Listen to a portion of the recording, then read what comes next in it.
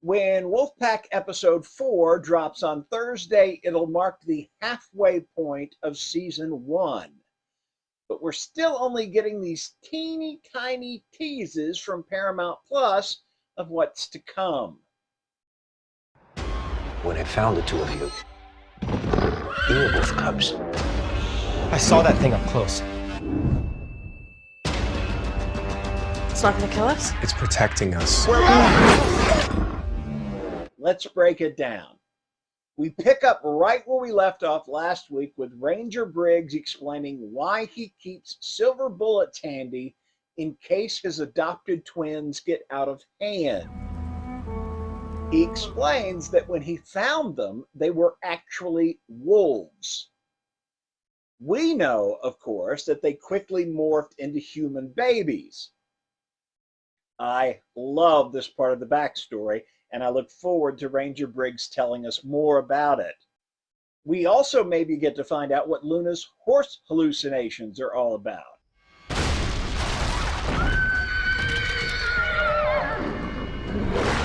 Rio Mangini's Austin is back, and we get to see the traffic jam of death from his perspective this time. Remember, he was injured on that day, limping at the hospital, but now seems fully recovered, just like our bitten friends Blake and Everett. Austin's story will also take us deeper into the center of Kristen Ramsey's investigation. And while it's not shown in the tease, Paramount Plus released a photo set from this episode that suggests we'll get another scene with my favorite pairing of Kristen Ramsey and Ranger Briggs, Sarah Michelle Gellar and Rodrigo Santoro.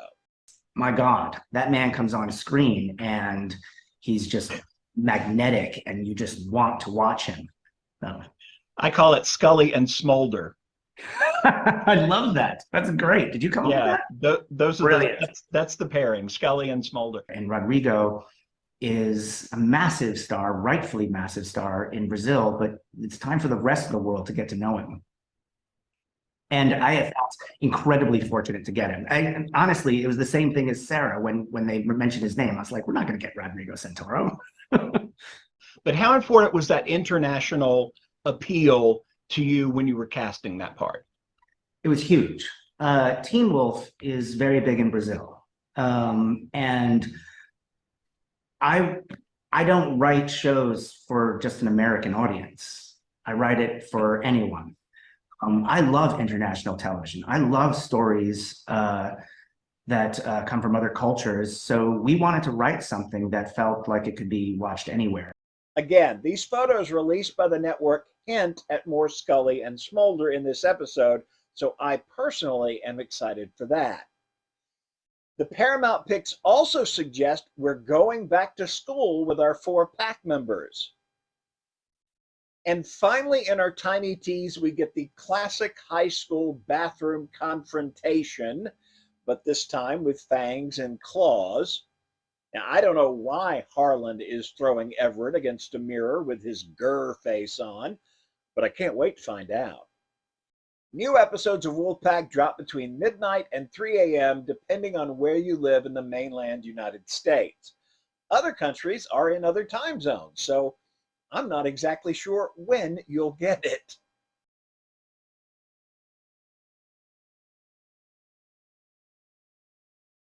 These are my ups and downs for Wolfpack Season 1, Episode 104, Fear and Pain. The credited writer on this episode is Carlos Folia. The director is Christian Taylor, and director of photography is Rich Paisley. Spoilers ahead, and as always, thanks to Trek Culture for the format. Let's start with an up. Kristen Ramsey gives an update on the wildfire. While the ongoing disaster is less of a direct driver of the action in episodes 3 and 4, the first up here is for keeping the fire as a constant presence, both on our screens and in the minds of all the characters. Another immediate up here for Rio Mangini. I can feel Austin right through the screen, and he is not well. A huge up for revisiting the traffic jam of death from Austin's perspective. Although this scene of the bus driver's demise, I think, was actually longer and clearer in the tease for this episode. Another up in this scene for not forgetting about Connor. We haven't seen him in a while and learned that officially he is missing, but for some reason Austin is convinced he's definitely dead. Kristen Ramsey gets an up for actually listening to what Austin said and then going to the scene of Connor's disappearance. I genuinely love that she is trying to get into his head here and letting the crime scene speak to her. I do have a down for this version of the Ram, but it's canceled out by an up for its autopsy table appearance later, so we just won't talk about how poorly realized Shadow Ram is in this scene. And up for Kristen's Wall of Werewolves. We've known about this since the original teaser, but that doesn't diminish how cool it is that so many people have witnessed this werewolf up close. Couldn't find anything. Rodrigo will never not get an up. He's perfect as a father who wants to love his children, but is faced with unique challenges. I don't hate my son. We get a contrasting scene with the terrifying Kendra Lang. He screamed for 4 months. Not crying, screaming. Now, these two juxtapose just how petty she is and how loving Ranger Briggs is. I mean, they're both dealing with special needs kids, but the difference is so striking. So they both get ups for the performance and characterizations, even though one of them is the very definition of narcissistic evil. Okay, let's get the weekly up for pack chemistry out of the way. We'll dive into the new levels of power sharing in canon observation. But here, I want to mention how much I love Blake this week. You have to remember when I found the two of you, you were both cubs, wolf cubs. That's how I found them. So how'd they get like that? First, she's the GOAT in voicing the audience's curiosity over the twins' backstory. How many payments did you miss? Too many. Also, a long overdue up for the Navarro family dynamic. Everyone else in this show seems to be living that upper middle to upper class lifestyle, so this family is definitely the most relatable to me. Divorced dad let the insurance lapse to pay other bills right before the house gets destroyed by a forest fire. Irresponsible of him? Yes. Absolutely understandable and believable? Also yes. Blake's lack of resources and need to work while also taking care of her brother drives the best scene of the show and provides my up above all ups this week as the big werewolf invades a parking deck. I'm not going to spoil this whole scene. Go back and watch it again because it's just as tense, terrifying, and delightful on second and third viewing. And again, we'll get more on the pack's shared experiences in canon observation. Speaking of the pack, I'm going to throw in a down here that might seem controversial. Our real father. I am tired of hearing, "My real father is coming to pick me up." That orphan thing from Harlan. I get it. It's a real thing that happens to rootless kids. But for some reason, it just annoys me that they keep throwing it out there and that it's coming from him, who is this ultimate disaffected teenager. I'll soften that down for Harlan with an up for Luna's reaction to the same thing. That's not my father. Then what is it? It's a killer. Just as confident as her brother, she knows she didn't come from a monster. Or does she just really want to believe that she doesn't come from a monster?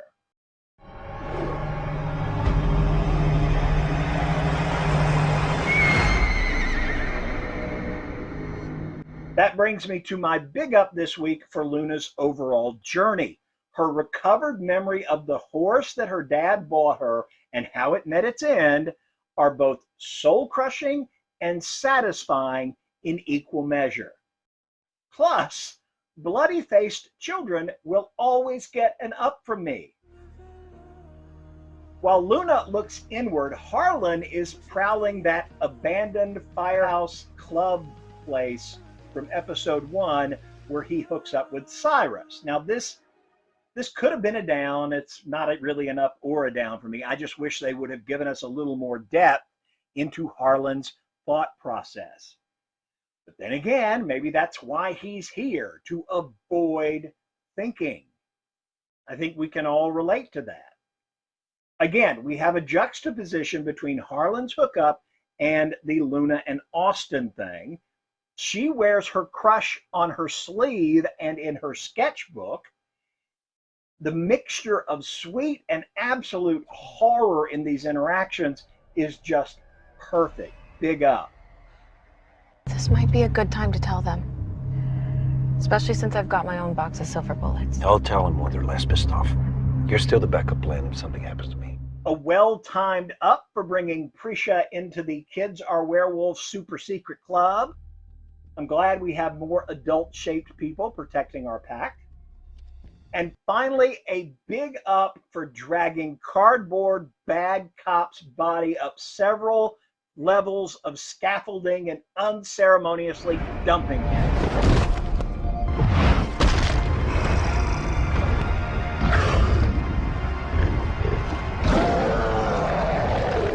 Okay, raise your hand if you were looking for Connor in that pile of bodies. Now over to canon observations. For all his do-it-yourself ammunition engineering, Garrett Briggs doesn't actually know if silver has any effect on werewolves. But he's confident enough to give Prisha her own set of silver bullets in hopes that it does. Our mysterious caller isn't in this episode, but that plot thread continues with Ranger Briggs suggesting that it is the arsonist making the calls and that he is aware of werewolves too. We get more discussion and mind-blowing examples of the pack's shared experiences. Apparently, it's not just special abilities they can share. They also get the downside of this mind meld with one of Everett's more severe anxiety attacks. Of course, the major new power that arose in this episode is Blake's scream that not only could be heard by the others as a howl, but also prompted this full-blown 3D immersive VR waking dream experience for Everett. It also resulted in him and the twins super speeding all the way across Los Angeles to help her out. Another key aspect to that particular skill is that they have limited memories of what's happening when they're running at super speed. That, I think, is going to be something to watch. And we get the first sign of werewolf fangs in our pack that's not related to a hallucination. And it completely freaks out both Harlan and Luna. So it is apparent that this is not something that happens often. Now, we learned from the horse story that it had happened to Luna when she was a kid, but it's rare enough for them to be completely surprising.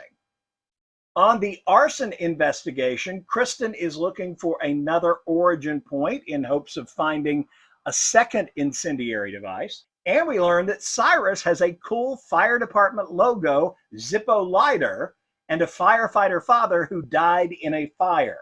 Episode 4 marks the halfway point of this first series. Wolfpack streams new episodes every Thursday on Paramount+.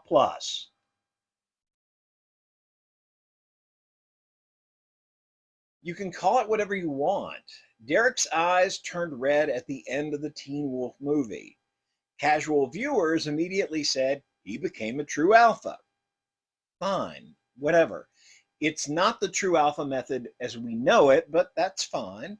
The mechanism and the result was the same. Not so casual viewers, the more obsessed like myself, immediately said people who kill can't become alphas via this method. Again, that's fine because they did lay out the true alpha method in some detail, and Derek's situation at the end of the movie doesn't fit that method in some key places. It's rare. Something that doesn't happen within 100 years, but every once in a while, a beta can become an alpha without having to steal or take that power. It's one who rises purely on the strength of the character, by virtue, by sheer force of will. If you came here expecting a definitive answer to this question, you'll have to forgive me. I'm reading Bret Easton Ellis' The Shards right now, and my brain is heavily influenced, infected almost, with the author's stream of consciousness style nihilism. It doesn't matter what happened. However you want to perceive Derek's status at the end is actually fine. True or not, he ended up as an alpha again. Could it have something to do with the fact that he lost his status, saving his sister's life, sharing that extra bit of alpha energy with her to bolster her dying spark? Sure, that's probably part of it. Don't worry. To the "he can't be a killer" crowd, you're right too, from what we're told back in season 3. You'll either willingly become part of his pack, or he'll make a killer out of you, destroying your potential to be a true alpha. Or maybe you're wrong. I mean, maybe Morrill and Scott were wrong when they laid out this aspect of the true alpha method. I prefer to think that what happened to Derek is wholly new and unique, and it's something that no one in this universe had witnessed before. As I said, the physical mechanism is the same. He grew his regular werewolf spark into a more powerful alpha spark without receiving that extra energy boost from another person. If you desperately just have to quantify what happened with a name, and I know I'm being unforgivably cringe level corny here, but if you must label it, maybe we should call this method the love alpha method.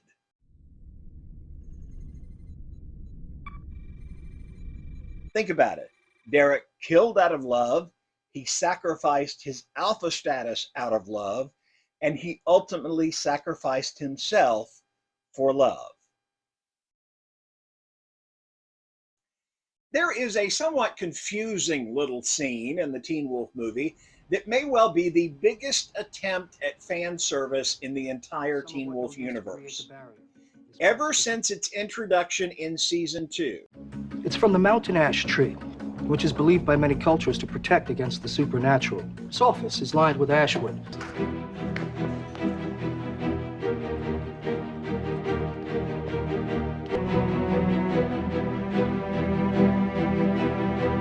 Oh my God, it's working! I did something. Ever since its introduction in season 2, Teen Wolf fans have been trying to think their way around Mountain Ash barriers.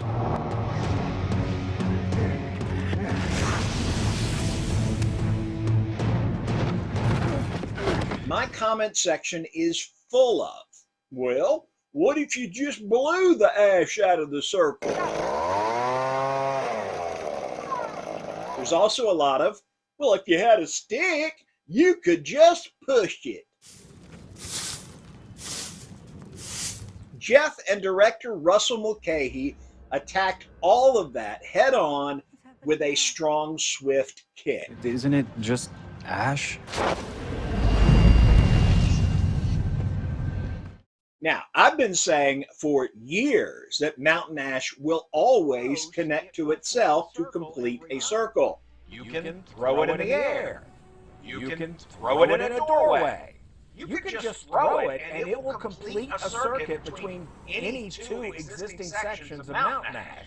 So the fact that the ash moves on its own isn't the surprising thing about this scene.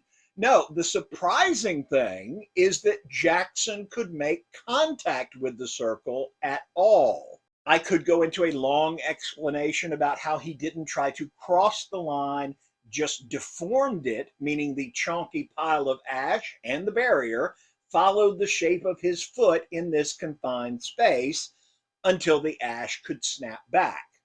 But y'all gonna believe whatever you want to believe about the why of this, so you do you. But this is exactly what a lot of the fandom has been pontificating on for years. And now you know definitively. Shove it with a stick, blow it, kick it, whatever, the ash will snap back. Paul couldn't do this video without sounding like a complete and total dick. So he's enlisted us to re-explain Mountain Ash. Since, in his words, some of y'all are basic bitches who just want to complain even though the canon on Mountain Ash is pretty clear.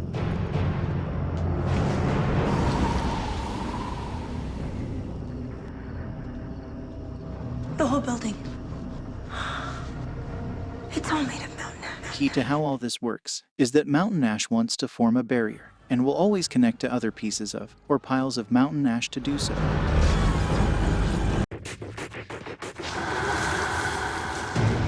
The ash circle barriers must be created by a human or non-supernatural. Why can't I just say human? Oh, right, Lydia and Theo.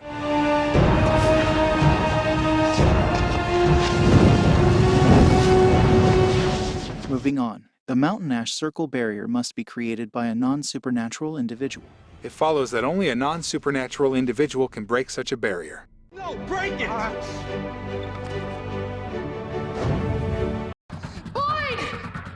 We've even seen what happens when a non-supernatural kicks at the barrier.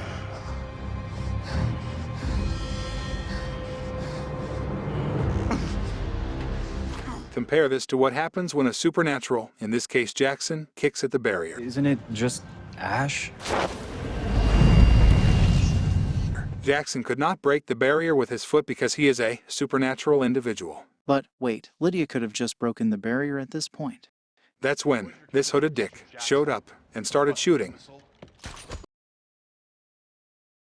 I've been trying to figure out why complaints about nerfing within the Teen Wolf universe bother me so much.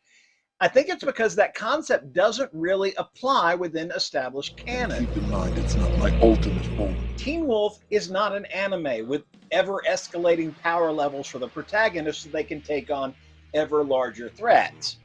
It's not a video or tabletop game where values like strength and skill are established, cataloged, and reliable. The Teen Wolf TV show takes place over a period of 3 years, involving hormonal and relatively average teenagers, which means nothing is established, cataloged, and reliable because the mental state of regular teens is literally all over the place. And to highlight this point, Jeff tied all the werewolf abilities to the teenager's emotional state.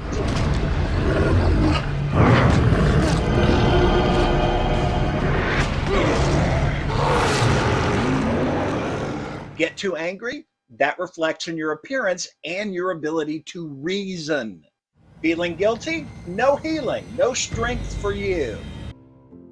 Abandoned by your friends and regretting your life choices? You end up on the floor of the closet crying. Well, that's not just a Teen Wolf thing. It's not even just a teenager thing.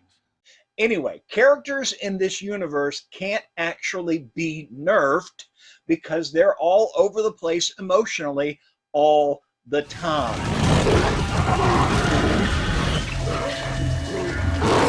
Each conflict is entered from a different emotional state.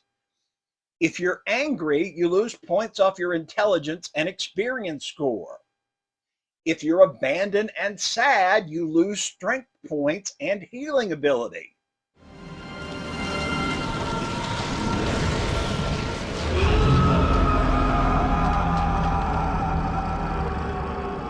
But sometimes you hit a sweet spot where you're just the right amount of angry and surrounded by just the right amount of love and support. And at that point, you can perform at peak efficiency.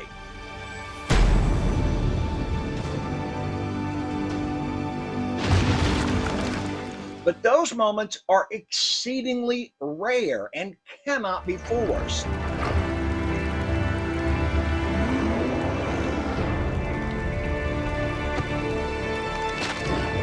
Bottom line, as long as the character's performance matches their emotional state, they're not being artificially held back. They're simply following the canonical rules established for this universe. This may well be the dumbest question about the Teen Wolf movie. It's really dumb. How dumb is she? It's so dumb that I always question the real motivation of the questioners. How did the Nemeton Jar-O Trickster get to Japan? Y'all want the real answer? Okay. Federal Express International Air standard delivery because everyone in the pack is too poor to pay for same-day or overnight international. No one seriously wonders about this. What they really want to know is why we didn't see the handoff from Isaac to Liam and Hikari. You didn't see it because it wasn't necessary to tell the story they wanted to tell. As an audience, you either come into this not knowing the history of the jar, or you already know it used to be home to Talia's claws before becoming a prison for the Void Fly. Either way, by the time we get here... This is a very special jar, actually. It was made from the wood of a sacred tree used to capture a dark kitsune. You now know what's in the jar, and that's the only important thing about its presence in the movie. I know there's a sect of the fandom that really wanted to see or at least hear about Isaac. But come on, that would just be even more fan service in a movie that is already chock-a-block full of fan service. Where the jar has been and how many different members of Scott's pack acted as guardians of it over the past 15 years isn't at all important to this story.